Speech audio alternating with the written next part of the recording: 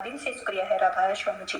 जी राधा स्वामी जी। आज का सत्संग है जो स्वामी जी महाराज जी की वाणी से होने जा रहा है। हमें क्या क्या हिदायतें दे रहे हैं, आज हम इस सत्संग में पूरा अच्छे से सुनेंगे, समझेंगे और उसको सहयोग देना है। तो वाणी स्वामी जी महाराज जी के उपदेश गुरु शब्द अथवा नाम की भक्ति का सत्संग के वचन आरंभ करने के लिए सबसे पहले मैं अर्ज करती हूँ कि सत्संग में क्यों जाते हैं, क्यों आते हैं, मकसद क्या है। हम सत्संग सुनते हैं, सत्संग में जाते हैं। हम रोज रोज गुरु को सुनकर मालिक के साथ प्रेम प्यार बढ़ाएं और हमारे जो दोष है उन्हें छोड़ दें।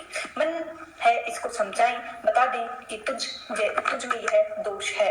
मैं देखती हूँ कि सत्संग में कमाई वाली स्त्रियां ज्यादा होती हैं, मर्द थोड़े से कम होते हैं। इसका कारण क्या हो सकता है, इस कहानी में पता लगेगा। कोई सुने। एक महाजन सत्संग सुनने जाया करता था और उसके पूरा परिवार भी जाता था। और उसके साथ क्या हुआ कि वो सत्संग से थोड़ा सा भी इधर उधर ध्यान भटका देता तो परिवार में लड़ाई झगड़े शुरू हो जाते थे।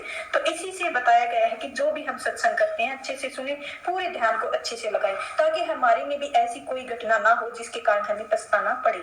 तो हमें अच्छे से पूरा ध्यान देना है, अच्छे से समझना है और उसको समझ के ही आगे कदम उठाने हैं। ऐसे तो हम कदम बिना सोचे भी उठा लेते हैं, लेकिन कभी नहीं उठाना है। सोच समझकर अगर कदम उठाएंगे तो हर सांस हमारी स्वस्थ और सुंदर रहेगी। तो ऐसे ही हमको दिन बे दिन हमें आगे बढ़ते जाना है और अपनी पूरे पूरे पूरे पूरे अच्छे से ध्यान लगाकर आगे बढ़ना है। नहीं तो हम पीछे ही रह जाएंगे और सब लोग आगे चले जाएंगे। इतनी पूजा करते हैं, नमाज करते हैं, इतने तीर्थ हैं और ग्रंथ भी हैं, दिल में कहीं ना कहीं एक अधूरापन क्यों बच जाता है कि आज यह वाणी है जो तुलसी साहब जी की है, आपको गलतफहमी की नींद आ जाएगी। आज की यह वाणी इंसान को रोकने आई है इस भगदड़ से, उसके बाहर की तलाश से में जो सदियों से चल रहा है। उस आतरस के परम संत तुलसी साहब जी एक मुसाफिर कहते हैं कि आप जी ने वाणी उच्चारी सुन ए तकी ना जायो, तो जिन हार देखना अपने आप जलवाए और दिलदार देखना। यह गजल के रूप में फरमाई गई वाणी और हाथरस के परम संत तुलसी साहब जी की है। समझाती है कि स्वामी जी महाराज को भी आपकी दया दृष्टि प्राप्त थी।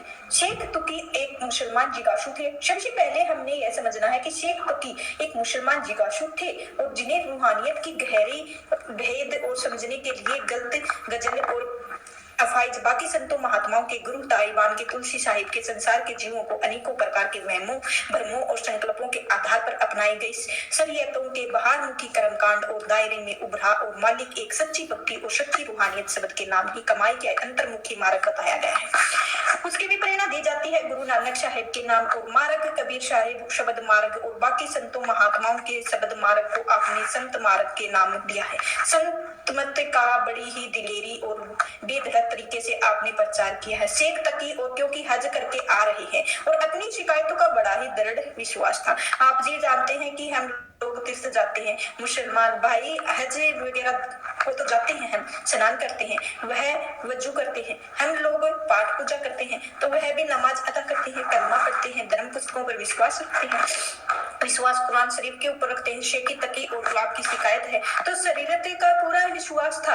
आपने उसके महजब को बदलने की कोशिश नहीं की, बल्कि कुरान शरीफ के आधार पर शरीयतों के दायरे में उभर कर अपना कर राही मार्फत और चलकर हकीकत को अनुभव करने का उपदेश दिया है। समझे भाव अपने मन तन का आचरण को निर्मल करके परमार्थ के गुणों जैसे प्रेम, दया, अहिंसा आदि धारण करके मुर्शिद कालिम में पूर्ण संत सतगुरु के उपदेश से चलकर और खुद की करने से हकीकत है। तो सब क्या सच है, क्या सच्चे परमात्मा को अंतर में अनुभव करने का आदेश आपने दिया है। क्या आप शेखी तकी और वार्तालाप में समझते हैं, फरमाते हैं कि तकी तोल जाना नहीं, कहो कुरान की बात, दिल दरियाफत अपनी करो जो कुरान की ठात है। कहते हैं कि तकी और कुरान की बात तो करते हैं, तो बात तो करते हो, कभी सच्चे दिल की गहराइयों से विचार तो करो। कुरान शरीफ का उपदेश क्या है? फिर क्या आप एक प्रश्न पूछते हैं 14 भिन्न बतलावे भिन्न 24 पीर दरसा वो कौन तबक में नबी का वासा तबक का करो खुलासा। कहते हैं कि कुरान शरीफ में 14 है तबकों का बयान आया है, 24 पीर बताए गए हैं। अब कहते हैं कि कौन से तबक के अंदर, पहले हमने यह समझाया है कि तबक रूहानी मंडलों को कहते हैं। आगे विचार करते हैं, कहते हैं कि रूहानी मंडल में नबी यानी खुदा निवास करता है। कहते हैं तेरे हर एक तबक तबके खोल के हिसाब बताऊंगा, फिर उसको खोल के समझाते हैं। तो इस तन को सच्ची मस्जिद करके जाना है। सच्ची मस्जिद तन को जाना जामी 24 तबके सामना करते हैं कि यह जो शरीर की सच्ची मस्जिद है, इसके अंदर 14 रूहानी मंडल हैं। 14 तब तक हैं जब तक आप समझते हैं। नूर नबी को भी सभी का निवाजे की हर दम उठे आवाजा। मालिक का जो नूर है, प्रकाश है, वह हर एक तबक के अंदर है और तेरे शरीर के अंदर भी है, उसके शरीर के अंदर भी है। नाम कलमा में इलाही धुनी उठ रही है, निरंतर उठ रही है। फिर आप फरमाते हैं कि नूर नबी सब माही विचारा, तब दो जखे से हुए न्यारा। कहते हैं जिस भी भाग्यशाली जीव ने मालिक के नूर को अंदर से अनुभव किया है, वही जन्म में और मरण में, नरक में और सौरभ के दायरे में ऊपर उभरा हुआ है। जब से एक तकी यह वचन सुने, उसको समझ आया कि यह पूर्ण मस्जिद है। वचन फरमा रहे हैं, कह रहे हैं कि तुकी तुलसी मैया तुम गुरु पीर हमारे गुरु धारण कर लिया। उस वक्त में आकर शेख तकी को अंतर्मुखी मार्ग समझाने के लिए यह गजल फरमाई है, क्योंकि हज करके आ रहे हैं। सबसे पहले तो उसको समझने जाने की कोशिश है। वह परमात्मा खुदा शरीर का अंदर है, अनुभव कर सकता है। बाहरमुखी अंतर्मुखी अपनाने की कोशिश करो और समझाया है कि कोई किसी का भी धर्म महजब को यह मार्ग अपना सकता है, सभी अपना कर सकते हैं। तो मार्ग संभव है और मार्ग को आप विचार करके अपने अनुसार ढाल सकते हैं। जब भी अपने वचन सुनाए हैं, एक तुर्की जाया जिन फिर आर दिखाया, अपने आप जलवाए दिलदार दिखाना फरमाए गए हैं कि क्योंकि शिष्य बन चुके हैं, गुरु रूप होकर समझा रहे हैं। कहते हैं तू अपने दिलदार और प्रीतम अपने सच्चे सजन बादशाह को कुल मालिक अल्लाह नूर अनुभव करना चाहता है, तो इसका प्रकाश अनुभव करना चाहता है, रिलेशन को अंदर अनुभव करना चाहता है। तो पहली बात तो यह है भाई, ना जो इसके लिए जो तुझे कहीं भी शरीर के बाहर जाने की जरूरत बिल्कुल नहीं है। कहते हैं जिन हार देखना वीर तेरे लिए वर्जित है, क्योंकि शिष्य को समझा रहे हैं। कहते हैं कहीं भी बाहर जाना तेरे लिए वर्जित है। एक और जगह आप बड़ी दिलेरी से ऐसे वचन फरमाते हैं। आप फरमाते हैं कि शेख तकी को समझाते हुए नकली मंदिर मस्जिदों जाए और शब्द अफसोस, कुदरती मस्जिद के साकिन दुख उठाने के लिए बड़ी ही अफसोस की बात है। इंसान अपने आंखों के जो ईंट पत्थरों मंदिर बनाए हैं, धर्म स्थान बनाए हैं, जाकर तो मालिक को ढूंढने की कोशिश करते हैं। जो असली मस्जिद जो मालिक ने खुद अपने रहने की जगह बनाई है, उसको जिसको नर नारायण कहकर हर मंदिर में कहा है, उसकी शाकिन उसमें रहने वाला मालिक का अंश है। शाकिन का इशारा है कि आत्मा की तरफ रूह अमीर और रब्बी मालिक के अंश जो शरीर के अंदर निवास कर रही है, उसको तूने डाला है और इसी इधर भटकने रखा है और आवन के बंधनों में डालकर रखा हुआ है। तीसरी बादशाही ऐसे ही वचन फरमाते हैं, काया अंदर आपे वसे अलख ना लखिया जाए। अब वह कुल मालिक परमात्मा शरीर के अंदर है, वह अलग है, क्योंकि हमारी ज्ञान इंद्रियां उसको देख नहीं सकती हैं, आंखें नहीं सुन सकती हैं, कान सुन नहीं सकते हैं। कहते हैं इसीलिए अलग और लखा नहीं कर सकता है। कहते हैं मन मुखे मुगदे मुझे ना मन आधार पर चलने इंसान की बातें को समझते नहीं है। बाहर ढूंढते हैं परमात्मा के अंदर, उस शरीर के अंदर ढूंढने की कोशिश करते हैं। स्वामी महाजन ने ऐसे ही वचन फरमाए हैं, खोजो रे पिया निज गटे, मैं तुम पे पिया मिलना चाहे भटको मत जगत में। सबसे पहले आपने समझाया उस प्रीतम को नूर दिलदार और जलवा अनुभव करने के लिए बाहर जाने की जरूरत बिल्कुल नहीं है, अंदर में ही अनुभव करना है। और दूसरा आपने समझाया है जिन हार देखना, एक दूसरे के भाव का जिन हार होता है वहाँ मन को कहते हैं, और कहते हैं कि भक्ति में बैठा अपने ख्याल को भटकने नहीं देता है। इस बात को ख्याल रखना है कि ख्याल को एक एकाग्रचित और मुक्त पॉइंट के ऊपर उसके बारे में आप समझाते हैं। आप जी जानते होंगे, चाहे काम परमार्थ हो या स्वार्थ हो, अपने ख्याल जगहों और एकाग्रचित होकर जरूर होता है। महाभारत में भी गुरु द्रोणानी और कौरव ने जब धनुष विद्या सिखाते, जब शिक्षा की पूरी तरह उनका इम्तिहान लेने के लिए उन्होंने एक बड़े पेड़ के ऊपर एक पक्षी की मूर्त को बनाकर रख दिया था। जब बच्चों ने कहा कि इनकी आंखें तेल लगाना है, तो फिर तब प्यार हो गए थे और पूछने लगे, किसी को पूछा तुम्हें क्या दिखाई दे रहा है, तो वह कहता जी मुझे मेरी हरियाली दिखाई दे रही है, पूरा जंगल दिखाई दे रहा है, पेड़ भी है, पक्षी भी बैठा हुआ है। दूसरे ने पूछा कि मुझे पेड़ दिखाई दे रहा है, उसके ऊपर पक्षी बैठा हुआ था। और फिर तीसरे कहते हैं कि मुझे पक्षी दिखाई दे रहा है। अब अर्जुन देव जी ने पूछा कि तुम्हें क्या दिखाई दे रहा है, तो उन्होंने फरमाया जी मुझे सिर्फ आंखें दिखाई दे रही हैं। यह होता है अपनी तवज्जो पे ख्याल को एकाग्रचित करना।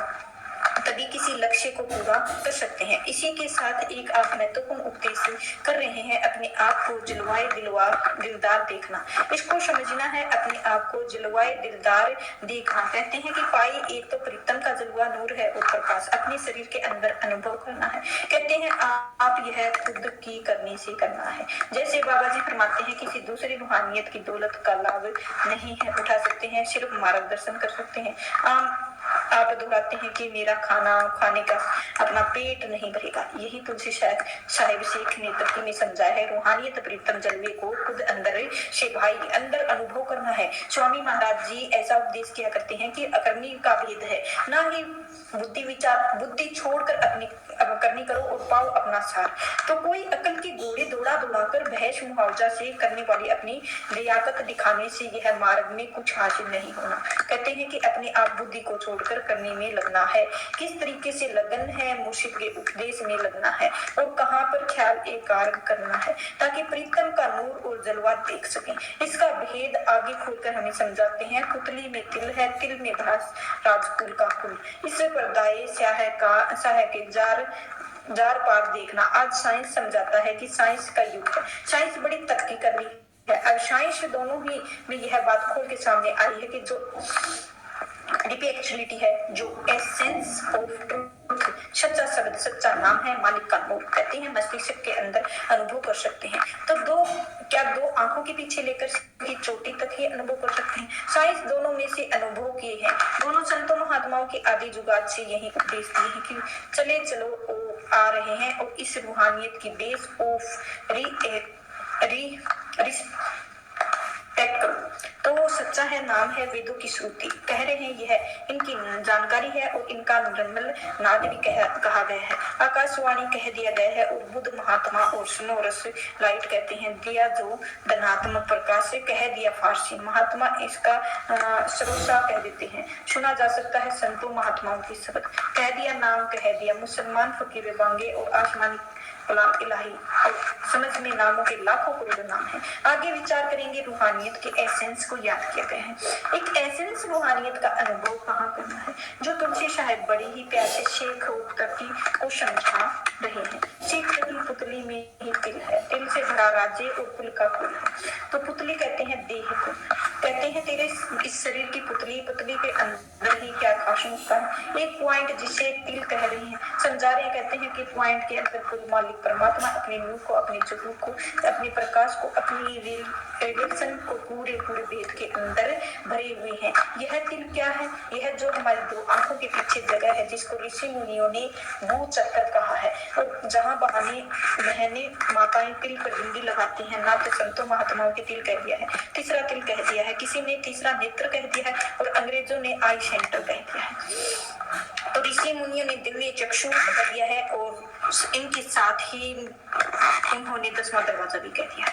तो हमारी नाक, आंख, कान, मुंह, शरीर 9 दरवाजे हैं, बाहर की तरफ खुलते हैं। यह 10वां दरवाजा है जो अंदर की तरफ खुलता है। तीसरी आंख अंदर की तरफ खुलती है और इसको ही आत्मा का मुक्ति या मुक्ति द्वार कहा गया है।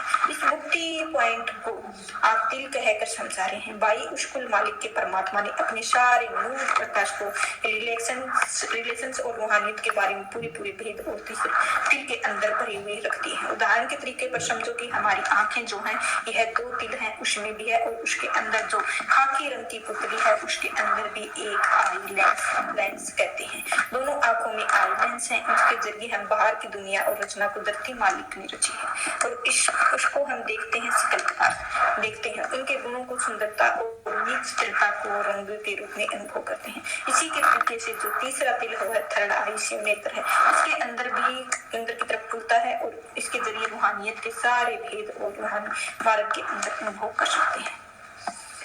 तो आज का सत्संग इधर ही समाप्त होता है। आपको कैसा लगा जरूर बताएं। चैनल को लाइक शेयर सब्सक्राइब जरूर करें। आपका दिन से शुक्रिया होगा। राधा स्वामी जी। राधा स्वामी जी।